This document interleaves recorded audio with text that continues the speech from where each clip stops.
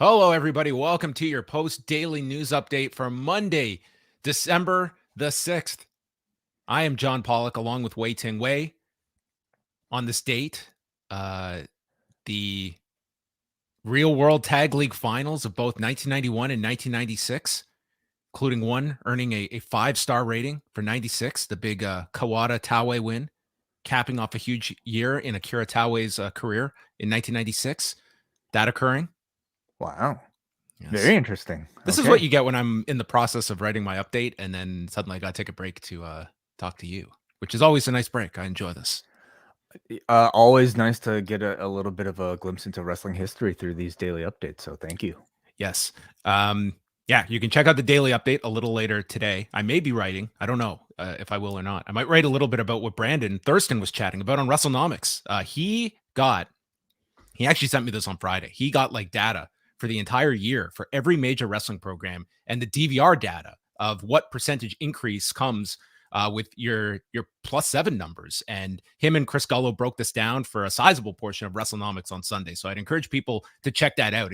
I thought it to be really, really informative in terms of what programs. I mean, to no one's surprise, Rampage is the most DVR'd program in pro wrestling, which only confirms, I think, what everyone would say about the handicap that is running Friday nights at 10 p.m. for a bit of a younger skewing audience that AEW does attract.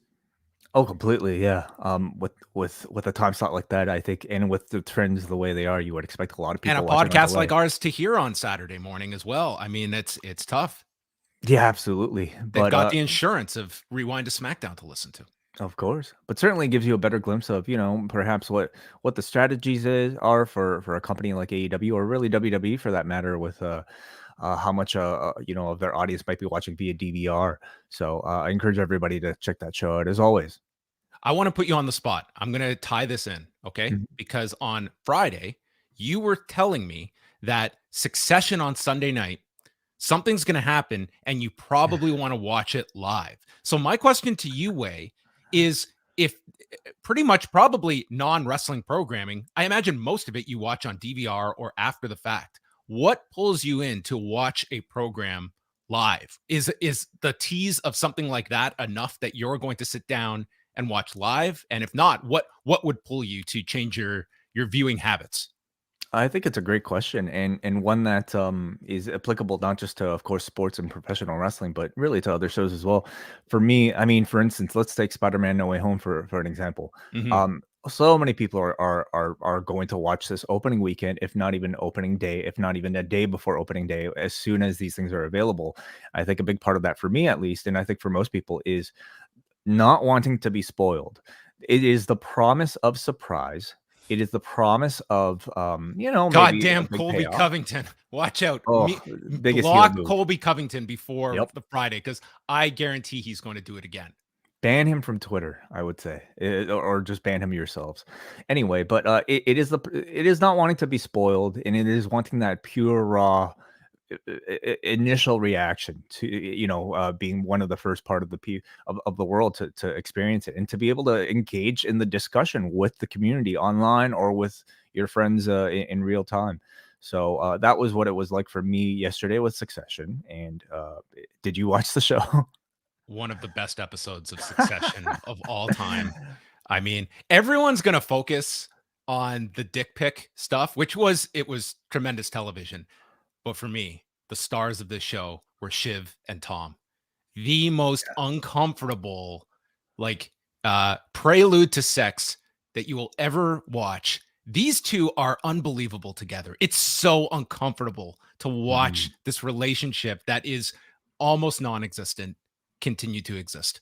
And that was personally my favorite too of Sunday's episode. The amount of subtext in all of these conversations is so brilliantly written and so brilliantly performed, and that was only one of the highlights. I mean, the conversation between Shiv and her mother was another great one. Revelatory. And we also got the contrast way that here's this relationship that is so loveless, but the one moment that they can come together is to break Greg's balls about him believing that he has a shot with this woman, and both are just one-upping the other and just playing off each other. And that was their first sign of some kind of united front that, wow, this is the first appearance of a couple. It's by tearing down somebody else. Oh, certainly. Yeah. But like the meeting with the mother and like Kendall's meeting with Logan for that matter, you can tell exactly why these people are the way they are. They were raised by bullies and now they're bullies themselves. Wonderful show. And maybe we'll start to do this a bit more. I mean, next week is the season finale, so we won't talk about too much more if you haven't seen it yet. I clean up your shit and I'm the bad guy. Yes, it was a great episode. Great episode. Check out The Sesh, hosted by Davey Portman. But to tie it back to the conversation, it's to be able to engage in conversation like this that might prompt somebody like me to watch a show live, rather than slightly delayed or delayed till the next day on a PVR. So, can a wrestling show manage to do that consistently? Well, that's what I ask with the Rampage, is that can you strategize in such a way? We threw out the idea that would the flaming table spot and street fight involving Cody lend itself better to a tape program where you could get the word of mouth out for 2 days, get that image of the setup with the table on fire, that it might spark people. Wow, I've got to see this. Or is it just a losing proposition that you are going to be a slave to this time slot and this audience, they are not curbing their plans for a flaming table spot? Is there any major hook, save for a CM Punk returning from wrestling, that is going to make it appointment viewing for you on a Friday night? It's very difficult, I think, with that slot, with that audience. Especially when you have, a show on Wednesday to try to peak towards, and then these, TNT specials and then pay-per-views to try to peak towards too. Yeah, it's a tough ask, but we also don't exactly know what the aims are for Rampage. And, considering, I think, what expectations might have been, I mean, we can argue that they're probably still quite impressed or happy with the outcomes so far. We'll talk about some of our thoughts on War Games, as well as the AAA card on Saturday night. But we start off with the news that came courtesy of Mike Johnson at pwinsider.com that Jeff Hardy was apparently sent home after Saturday's live event. They had a show in Edinburgh, Texas, where Hardy was teaming with Roman Reigns and Xavier Woods against Roman Reigns and the Usos. And footage of the match has actually shown up, and you can see most of it. And there was no reason specified for why Hardy was sent home. So I really don't want to delve into speculation, but you can watch this match, Way. And I mean, Hardy did not look good in this match. He is in this for the longest time before he makes the tag to Drew McIntyre, who comes in. And then more concerning is that once he makes this tag, Hardy leaves through the crowd, is followed by security, and Hardy never comes back to the match. He was subsequently taken off of Sunday's show in Corpus Christi and replaced by Rey Mysterio. So you're obviously hoping it's not more serious with Jeff Hardy, but people are naturally going to be concerned given Jeff Hardy's history, and that this was very unlike. This is something that you don't see too often in a live event setting for WWE. Yeah, certainly. I think any of us who have been around the fandom for several years and knowing Jeff Hardy's history, any sign of this is concerning. And I think most of us had hoped that events happening like this in a public space were behind him. He seemed to be doing really well, so anytime you see something like this publicly is of course incredibly concerning. So for it to have to take place, it makes you wonder, what was his state in the match itself? What was his state throughout the weekend? And how bad did things have to get for him to leave a match before it was actually over and causing a bit of a public commotion, I would say, rather than not even being able to finish the match to go to the back. It's absolutely concerning, and we certainly hope for his best. We hope for his best, and we'll wait if WWE or Hardy himself even opt to comment on this on the record. I think, when something happens like that, I think it would be expected that at least some kind of statement should probably be issued, if for nothing else than to calm concern by people that would be concerned about Hardy. Let's start off with NXT War Games. I've said let's start off, and we're on to our third story of the show. But nonetheless, in our match coverage, our event coverage, we go to NXT War Games on Sunday night. An interesting show that was, whether fair or unfair, is going to be compared to all the takeovers of the past and the war games of the past that were highlighted by those undisputed era matches, Ricochet diving off of the roof. So there's a tall lineage that you are going up against. And war games in general, I would say. Yeah, like these war games matches have been spectacular the last Blood and 4 guts. years. Yeah, like not even going back to the classic War Games matches, just the NXT version. They've been very strong matches. So in that sense, I thought that the men's match, I really enjoyed the men's match. I thought it was the finish that was best suited for where this company, this brand is going. And I also thought the tag match was pretty spectacular because Kyle O'Reilly is a really great professional wrestler.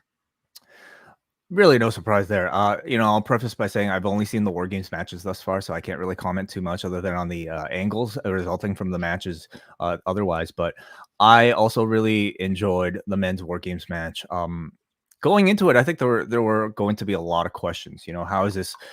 How's half of this match, which is a relatively inexperienced roster, going to look under such a high pressure situation?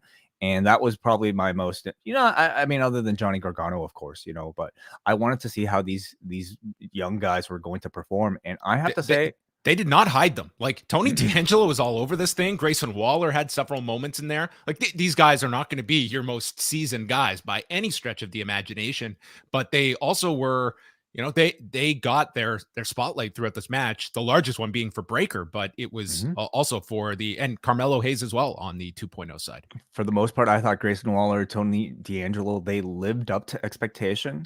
I thought they all did a good job of playing the heel role throughout the match, but people who continue to impress me when given this much of a spotlight, continue to be Carmelo Hayes, who I think has been incredibly seasoned and ready for quite a while now.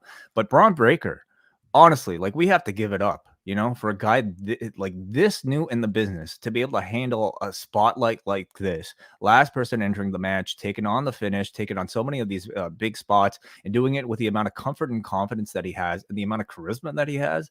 Like, we can definitely criticize, I think, how hard he's being pushed. We can criticize perhaps the direction of NXT 2.0 in general, but this man is talented. And there's definitely something there. And I don't think that should be lost in the greater discussion of where NXT 2.0 is. No, I continue to believe, I think everyone, you can see, like, if you want to look at like certain weaknesses, like let's keep it into reality that this guy is not 20 matches into his career yet. Like that is an enormous disclaimer on top of it, of the position that he has been put in. And I think it's come across very, very effectively in that handling. I have enjoyed a lot of how they've leaned in on this Johnny Gargano stuff. Like this match felt like the finale to a series, from everything from going back to the Rebel Heart music, the gear that he came out with, the Ciampa spots, even like the little nod to Dexter Lumis as almost like this goodbye with him giving the thumbs up at the end. I just thought they handled the Gargano stuff well, and they're leaning into it so heavily that, and full disclosure, like I do not have knowledge of what his decision is going to be, but they're making it a big segment on Tuesday, which is, I think, going to create equal parts of discussion that he is leaving and equal parts that they are going so heavy that he must be staying. I think people are genuinely curious about his future. Definitely. Yeah. I mean, they certainly played up his departure or potential departure as I think the core emotional content of the match, and I would say of the entire evening as well. It certainly felt like a goodbye. If this wasn't, I mean, then bravo in trying to get the most out of what many thought could be a goodbye. But I think if this was a goodbye, it was a very fitting one. We had some. It felt almost like a greatest hits of at least some of the highlights of his career, especially the DIY connection, of course. But then, like you mentioned, a bit of a bit of Dexter Lumis in there as well. So I thought those moments were a lot of fun and played really well until the finish too. Yeah, I thought they did a really great job for the main event, especially with, like, this was a near 40-minute match that I thought they paced it well. Like this was to me not one of the great War Games matches, but it was a very satisfying main event. I definitely recommend the tag title match. I thought really it was Imperium and Kyle O'Reilly. Like they took the lion's share of this and were all tremendous in different ways. The star of the match was Kyle O'Reilly. unfortunately, like the big project is Von Wagner, and you put him in there with three guys the caliber of that.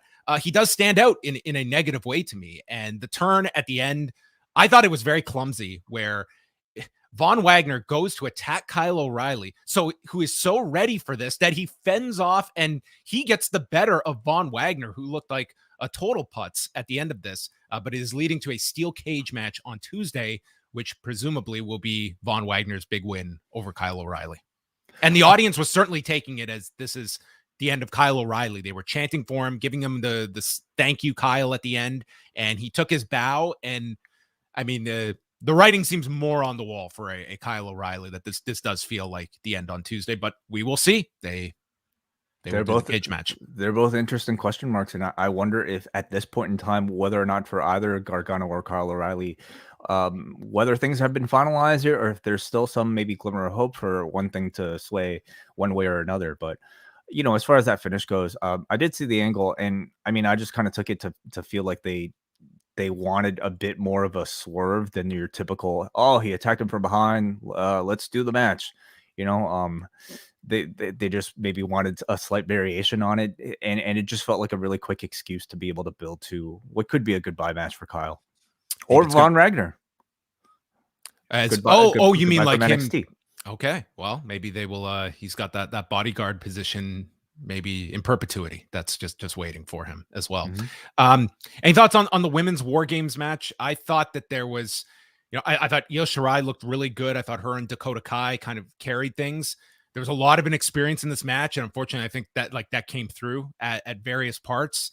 And I thought, I understood the story of Cora Jade, and they kind of told the story that the baby faces had the numbers advantage, but then you had Cora Jade sustain the shoulder injury, which Io Shirai pulled the shoulder back into its socket during the match. This part was, yeah. The EMT, Io Shirai. Yeah, no, maybe she could have been there to help Kota Ibushi mid-match in the G1 final. She could have saved that G1 match. You're right. Yeah. Well, I mean, we don't know her history. Maybe she spent some time volunteering as a nurse or something. It was an interesting way, I would say. Let me just say off the top, I didn't think it was a great match. Especially if we're comparing it to War Games standards. But I don't know how it could have been, to be quite honest. Again, given the level of experience in this match. Even less than in the main event, you're throwing very green people into a very difficult situation to try to make look good. But all that considered, I think they did a really good job of framing Cora Jade as a sympathetic babyface by crafting a story around her, and I'm qualifying it a whole lot here because I think we kind of need to. Ultimately, what NXT is a place to give people experience. And I imagine last night, Cora Jade probably leapt leaps and bounds in terms of her experience points, simply being put in a position like that. And I thought they did a good job crafting the story around her, making her a sympathetic babyface. I'm not, I wouldn't suggest people to go into this match expecting the quality of War Games of the past. A lot of sloppiness in it, and not dramatically. I mean, I don't know. It was okay, I think your only takeaway is going to be that Cora Jade ended up getting that pin at the end, but I don't think you're going to remember too much out of this match. To me, it was very basic. I think they tried to camouflage at times with the weapons that they got involved. It wasn't a memorable match to me. And I think with War Games, you kind of are operating under that assumption that you've got to go out there and have an unbelievable, spectacular match. That's what the stipulation warrants. And that's why it's a gimmick you can still attract people's attention with. It's not to have substandard matches. Yeah, honestly, it was one where I really do question if you should be doing stuff like this, because I do think there's a lot of value in the War Games stipulation and just the reputation of the War Games name brand. And I personally think you could use other ways to give people experience and not overexpose them, which in some ways I feel like they did here. And I just don't think it's a brand you should water down, even if it is, the goal of giving them experience. So I don't know if they should do this again next year, if they do have another crop of people that are equally as inexperienced. What do you think, John? It's a yearly thing that they do. Do we continue to see War Games with brand new people in the years to come? I mean, your hope would be that you've some of the it's the next year is going to tell us as well, like how many of these performers are on the fast track. If you had to bet today, is Braun Breaker going to be on the NXT roster next year? The positive would be, well, he's going to be that much more improved a year from now. Ditto Cora Jade, but I would say Breaker, I would be stunned if he is in the same role a year from now. Cora Jade, probably similar. Like, I don't think we're going to be in this environment where talent that they see big potential in is going to be left in NXT for multiple years. It's going to be a very quick assessment of, is this person working or not, and how fast can we get them to the main roster? So you're going to have this constant cycle. Like, look at all the promos that they ran throughout this show of all the characters. And it would, if you were someone not watching television every week and you're just seeing vignette after vignette, why is Ike Manjiro on the toilet? Like, it's just like, oh, how awful was that? It's just so many characters that they're just going to throw at you, and the significant percentage are not going to make it. They're going to be acts that get dropped or given up on, and hopefully you'll have a few stars that come out of it. But I think it's going to be a very, like, a conveyor belt system of just get as many on track, and hopefully we have some hits that make it. Yeah, we'll go on to see. It's overall, like, I didn't get to see the whole show again, but you know, as far as did you consider this a takeover level event, or how far, if not? No, because the middle of this show, I would say really it was two matches that I really enjoyed in the men's War Games and the tag title match. Roderick Strong and Joe Gacy, it was like, it was a match. If you were expecting some big, like a Roderick Strong singles match on a takeover, you would be greatly disappointed at what this was, with Strong retaining, and the rest of it, like Duke Hudson and Cameron Grimes was, I mean, you got the payoff of the head being shaved, but I didn't think the match was anything special, nothing to write home about.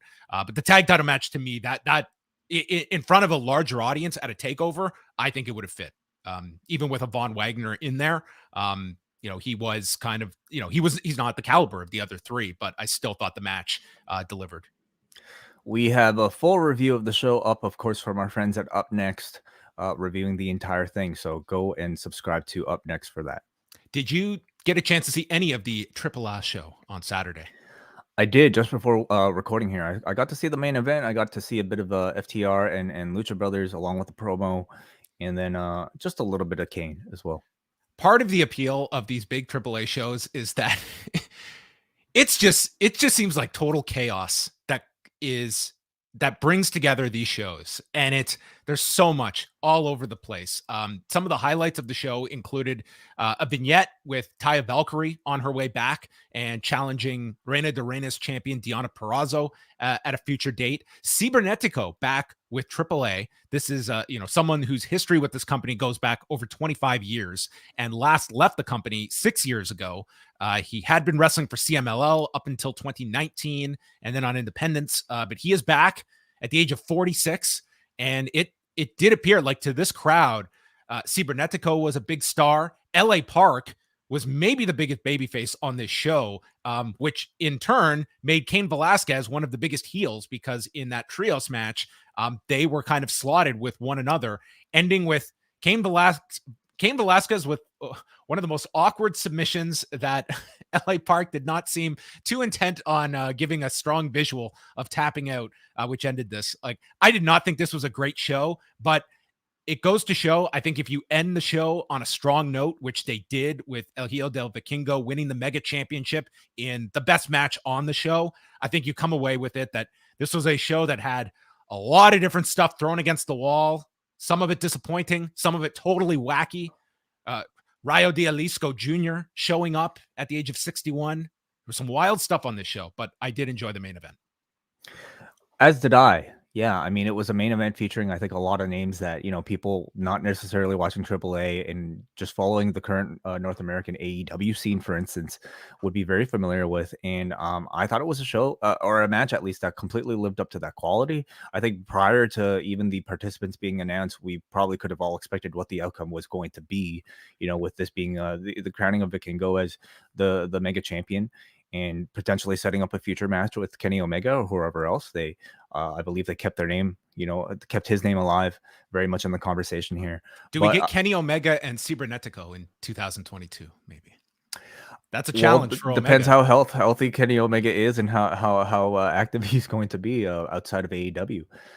I will have to say, I started watching the show in English, and for the main event, I knew I should probably switch over to the Spanish commentary. And it wasn't really just so much about the quality of the announcing, but the quality of the audio as well. You know, Mm. like the way they had to have Matt Stryker and I'm sorry, his other Carlos Ochoa was the other broadcaster. Carlos Ochoa, the way they had to kind of like layer their men in over top of it. Unfortunately, they had to really diminish the crowd noise as well. So it just kind of really took me out of it. And of course, like when you listen to the Spanish commentary, it's of a pace and of an energy, even if you don't understand, that I think is a whole lot more fitting for the style. So I would recommend people, if they're going to check out that match in the show, maybe to switch over to the Spanish commentary if you have the opportunity. Yeah, and I would say like in this day and age, like your audience is so in tune with this stuff. Your commentary team, they have to be experts on the product. They have to be experts. And I don't profess to be a lucha expert. But like the commentary, it needs to be at that level. Yeah, yeah, of course. Any other thoughts on the what do you think of the Vicky Guerrero FTR You promo? know, I wasn't as crazy about the match given who was involved, and all of a sudden it's a ladder match out of nowhere. But Hmm. I really liked Vicky with FTR. I mean, they came out dressed as Los Gringos Locos, and Hmm. like Vicky is kind of made for this kind of like heat getting act that FTR is more than like, dude, they were getting into it with fans. Like they were trying to turn it back to like 1985 here, which is FTR's act in a nutshell. I like this pairing. At least maybe you're not going to get into AEW, and it's not the same environment in AEW. But Hmm. when they're going down defending these tag titles, I enjoyed Vicky with FTR. It's a really interesting question about like whether or not this would work brought up to a North American audience. I don't know. I really don't think so. I think you'd get a lot of the audience that would be in on they understand what they're going for and would play Mhm. along. But this is like generating heat where you're legitimately getting hatred from this audience, or at least trying to elicit Yeah. that, and they are responding very passionately, which I like seeing it in practice. Like I saw the note that Vicky would be there and not sure how it would work, but in execution, I thought it was a plus.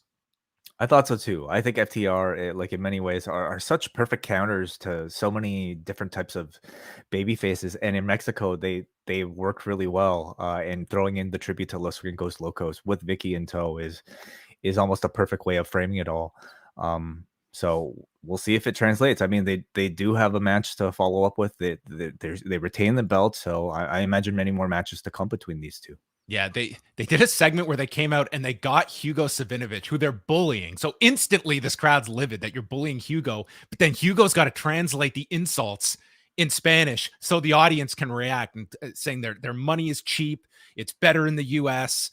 And yeah, it And was no more Al Pastor if they won. So that's no more right. Al Pastor. It's banned, everybody. Sorry. So there you go. There was some very bad wrestling on this show, but it is a spectacle when AAA does one of these big shows at a baseball stadium, no less. And that was, I would say, the main event. I also enjoyed the Dragon Lee Dralistico tag with Laredo Kid and his partner Willie Mack. I would say, if you want to kind of just skim through the show, those would be the two highlight matches. Let's give it up for some of the reports on the site from Yes, this weekend, including one about AAA from the Cubs fan. Cubs fan, of course. And what else we got, John?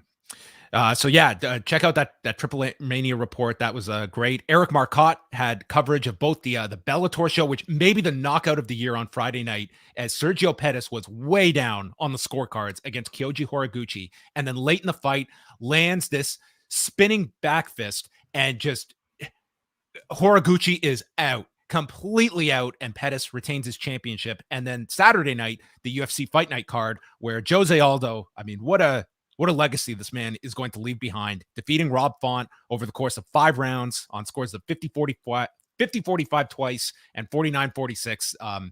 Really, really entertaining fight between those two. So that is up on the site. John Cena covered the NWA Hard Times 2 event, where Trevor Murdoch kept the NWA World Heavyweight Championship over Mike Knox, and then Matt Cardona, trying to shed the Mid Cardona label, showed up for a main event program with Murdoch coming out of this?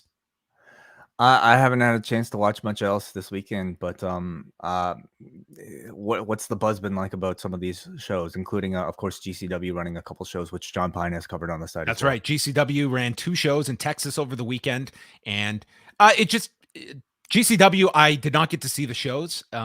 It did feature the return of John Wayne Murdoch having a death match with Jimmy Lloyd, and it sounded like the Thunder Rosa Alley Catch match really got over well to the crowd in Dallas. So they've actually got a ton of shows before that Hammerstein Ballroom show. They're back in 2 weeks' time for they've got that Blood on the Hill show in LA. They're running New Year's Eve and New Year's Day, and then all roads lead to the Hammerstein Ballroom on Sunday night, which I think we should do a post show that night for a GCW event.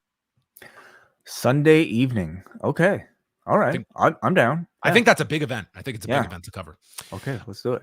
Do you want to take any questions before we sign off for another day? Absolutely. As always, we leave the super chats open for people that are watching us live, and this 141 people watching us live right now. We're just hanging from the rafters, the digital rafters. Yeah, so thank you to all of you, and we always open the super chats up if any of you guys have any questions you want to get in for us to answer at the end. And we want to thank Jake from the Windy City, who sends a $10 super chat. Thank you very much for the support, Jake, who asks, I'm looking forward to the year-end awards as usual.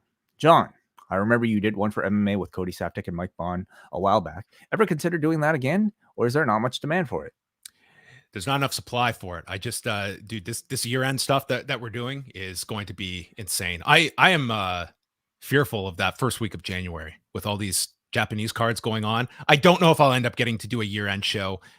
Maybe it's something we can at least have, whether it be Phil and Eric take on something.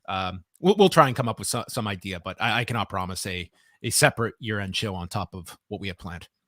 We have a lot of year-end things coming, but I'm sure we'll get some MMA content from you in the new year, John. Yeah, which by the way, this weekend, the way we're splitting things up is that Saturday night, Phil and Eric, Phil Chertok and Eric Marcotte, they are going to be doing the UFC 269 show, big card with Charles Oliveira defending the lightweight title against Dustin Poirier.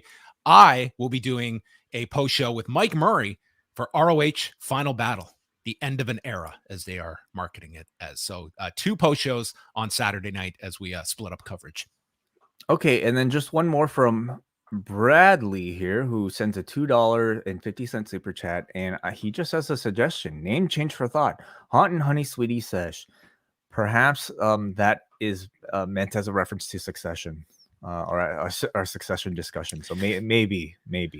Of course, our friends at Up Next on their Patreon have The Sesh coming out every single week. Where, man, Martin did a review last week. Like, Davey has somehow managed to find somebody from the post wrestling universe every single week to talk about Succession. So it's a very popular show amongst our community, or at least of the podcasters. Yes, I will be going on with them, not to chat about Succession, but coming up, I believe in the next week, I think we're doing it this weekend, a review of Home Alone. It was either Succession or Home Alone, and you chose Home Alone. Yes, I told them I can't do both. Pick one. They went with Home Alone. So we're going to do a Home Alone review on their Patreon. Hey, very quick thing. I believe, John, you put the thread up because we are taking submissions now for our Christmas jingle contest. Are we not? That is true. Every year we do our annual Christmas show, one of our big shows of the year, and that comes with the jingle contest. And I'll actually pin it on the forum so people can find it easily. But essentially what we ask for you is to create your own Christmas themed jingle. It can be, we kind of cap it at 90 seconds. We're not hard and fast with it, but we don't want a 10-minute marathon jingle either. So try and keep it to 90 seconds, and we will play all of them on the year-end Christmas show that will be released on Christmas Eve, and Wai and I will select a winner. So go to forum.postwrestling.com. All the details are there, and you can submit them right there in the thread. And yeah, we will pin that on the forum so everyone can find it right at the top. Deadline is Tuesday, December the 21st, 10 a.m. Eastern. We love hearing your submissions, including this person saying that he is back for a contest. Gaurav Kumar is throwing his name in there, and probably the names of 45 other of his fake accounts as well. Can't wait. So We will go through all 45 of them. yeah. So yeah, the forum is usually, I believe, patron only for posting, but I think I'll open it up for now until at least this point for people to post in any of the threads. Just be respectful is all we ask. All right. And new WrestleNomics Radio is up on the site with Brandon and Chris. And they've also got a new Discord channel up on the Post Discord, which you can easily go through from postwrestling.com. Links right there. And we have a specific channel now for WrestleNomics listeners to all interact. So check out all of that. And last thing tonight, Raw in Memphis, Becky Lynch against Liv Morgan for the women's title, Steel Cage, Big E against Kevin Owens, and Edge on Miz TV. Very exciting. 150 people in here, John. Thank you, everybody, for following us. Subscribe, please, if you have not already. I know a lot of you guys are watching, but not subscribed. So I'm going to be checking in every single day to make sure you guys do.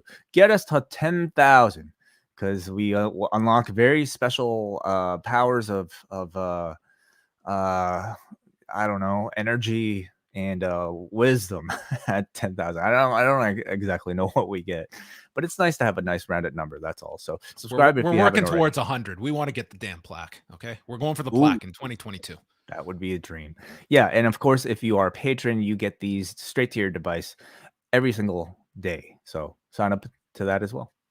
We're back tonight live 11:15 p.m. Eastern for our double ice cap and espresso members at postwrestlingcafe.com, and then free for everybody Tuesday morning. It's Rewind to Raw with Wai Ting and John Pollock as we sign off for another Post Daily News update.